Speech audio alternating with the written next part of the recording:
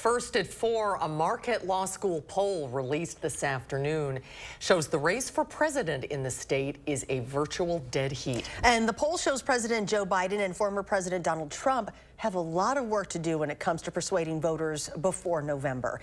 Eric Franke is in the newsroom with poll details. Eric? Bottom line, Charlotte and Susan, neither of the two frontrunners are doing much to separate themselves. A virtual tie, much like 2020, when about 20,000 votes, of course, decided Wisconsin. Among 930 Wisconsin registered voters polled, it is a dead heat, 49 apiece, though among likely voters, when you shift to that, Donald Trump with a 1-point lead. Now, in a hypothetical Nikki Haley matchup against President Biden, the former South Carolina governor has a sizable lead in Wisconsin, 57-41. Now, the problem for Haley, though, is that among Republican primary voters, she trails Trump big in Wisconsin, 64-22. A long way to go before Election Day, but past polling indicates people tend not to change their minds much these days. When Trump was impeached for the first time, we did extra polling in that period to try to track its effect.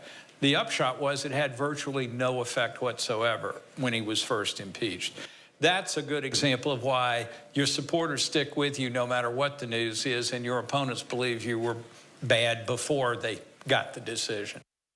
Well, there are also some interesting numbers. Only 49% say they are enthusiastic about voting. It was about 70% at this time back in 2020. And third-party candidates definitely could impact things in Wisconsin. In one hypothetical 5-candidate race, Robert F. Kennedy Jr. actually picked up a very high 16% of the vote. And we want to mention Charles will actually join us tomorrow on Live at 4. Be talking a lot more about these numbers. Charlotte, Susan. Eric, thank you.